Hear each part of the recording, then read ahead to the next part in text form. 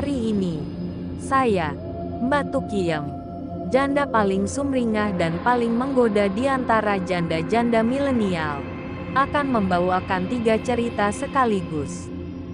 Untuk itu, dengerin sampai habis. Jangan di-skip. Percuma dong, mulut saya sudah berbusa tapi kalian skip. Sungguh terlalu ente. Sebelum kalian mendengarkan ceritanya, silahkan pasang handsfree, matikan lampu, pejamkan mata, agar kalian merasakan sensasi horornya. Jangan lupa subrek ya, yang belum subrek saya doakan jomblo seumur hidup. Oke, selamat mendengarkan.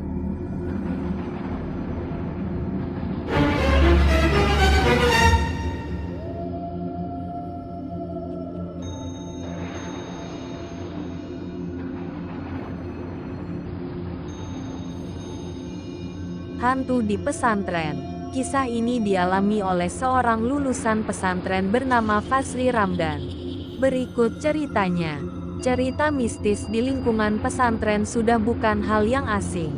Entah itu sebuah kebetulan atau apa, aku tidak bisa menjelaskannya. Sebagai orang yang pernah nyantri, aku pun pernah mengalami hal tersebut.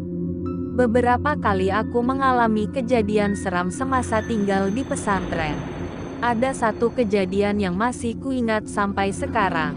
Padahal kejadian tersebut sudah belasan tahun berlalu. Jadi, pada satu malam, aku dan temanku bernama Amin sedang diam di lantai 2 asrama sambil menyetrika baju. Saat itu, pesantren sedang libur sehingga kami bisa menghabiskan waktu dengan melakukan kegiatan yang kami inginkan karena kegiatan rutin santri diliburkan. Banyak juga anak-anak yang pulang kampung karena liburan yang cukup lama. Yang tersisa di asrama adalah anak-anak yang rumahnya di pulau seberang seperti Amin atau mereka yang memang tidak mau pulang walaupun dekat seperti aku. Posisi asrama tepat berada di belakang bangunan sekolah.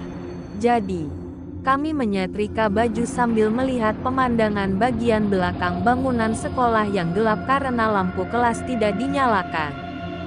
Lampu jalan pun tidak ada sama sekali. Jadi bisa dibayangkan, di depan asrama keadaannya benar-benar gelap gulita. Kembali kepada Amin dan aku yang sedang menyetrika. Saat sedang asik menyetrika, aku melihat di bawah ada bayangan orang yang berjalan pergi menjauhi asrama. Kami berdua mengenalinya. Sebut saja namanya Yahya. Amin lalu memanggilnya sambil agak berteriak karena kami ada di lantai yang berbeda. Yahya pun menyahut. Terjadilah percakapan singkat antara keduanya tapi aku lupa apa isi perbincangannya. Selesai berbincang, orang itu pergi menjauhi asrama melewati bangunan sekolah yang gelap gulita.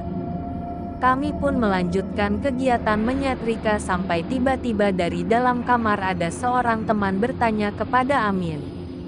"Min, kamu mengobrol dengan siapa?" tanyanya. "Si Yahya," jawab Amin singkat. "Hah, dia sudah pulang tadi siang ke Jakarta. Aku baru ingat. Yahya memang pulang dijemput oleh keluarganya." "Ah masa? Lalu yang berbicara denganku barusan siapa?" Pertanyaan Amin itu kemudian menjadi akhir dari kegiatan kami menyetrika dan kami pun buru-buru masuk ke dalam kamar sementara baju-baju kami biarkan bercecer di meja setrika. Biarlah, nanti pagi dibereskan dan malam itu kami tidur berdempetan di kasur sempit karena ketakutan.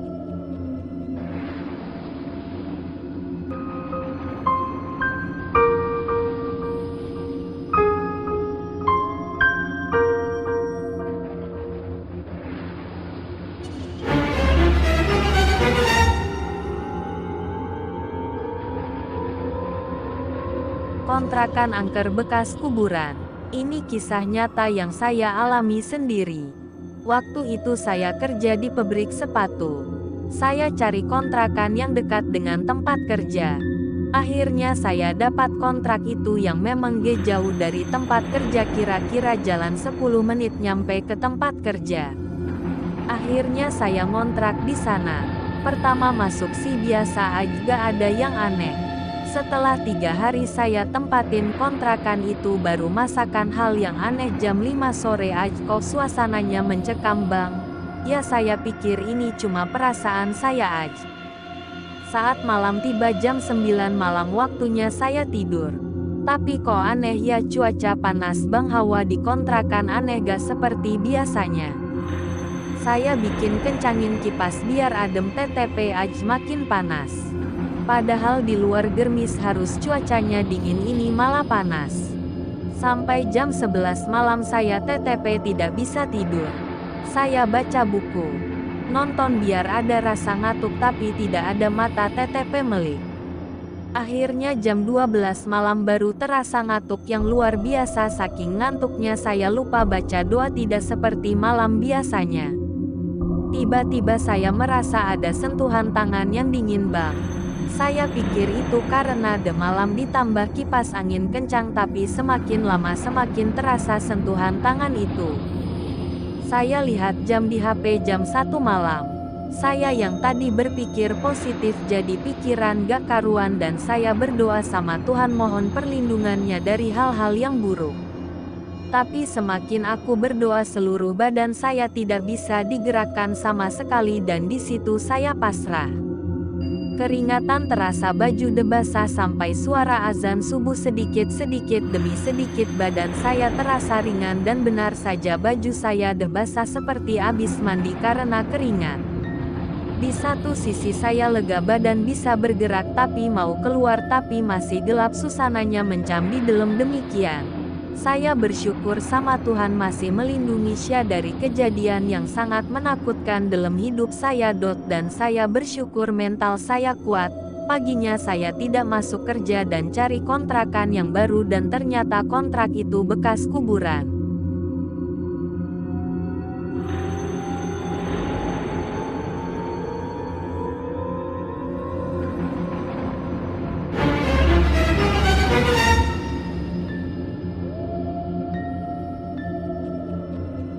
Ojek online merupakan salah satu profesi yang cukup populer di masyarakat.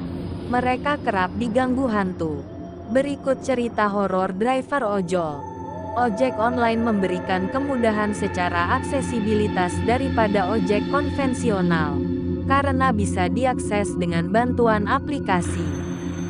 Selain itu, saat ini peran ojek online juga semakin lengkap karena juga bisa melayani pemesanan makanan, pengantaran barang, dan lain sebagainya.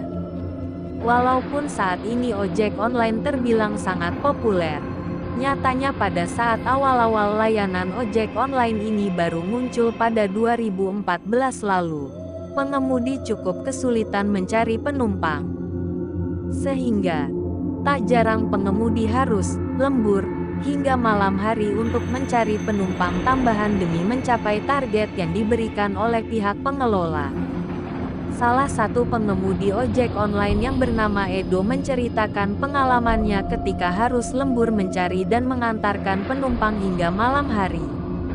Edo yang merupakan pengemudi perintis ojek online mengaku, ia memiliki pengalaman horor yang hingga saat ini tidak bisa ia lupakan. Waktu itu, jam 1:30 dini hari, masuk order. Saya ikuti jalan hingga pada akhirnya saya sampai di TPU Jeruk Purut, ungkap Edo ketika diwawancarai oleh Lonceng Misteri di kanal YouTube-nya. Google Maps selalu mengarahkan Edo ke rumah penumpang yang berada di dalam kompleks TPU. Kemudian saya masuk. Akhirnya saya sampai di rumah penumpang yang cantik sekali, yang minta anaknya dianterin, katanya. Setelah menghampiri penumpang tersebut, Edo pun mengantarkan anak dari perempuan cantik tersebut. Saat berada di dalam perjalanan, Edo sempat diingatkan oleh penumpang tersebut agar tidak menengok ke belakang. Gak usah pak ya, lihat-lihat ke belakang, ungkap Edo sembari meniru ucapan penumpang tersebut.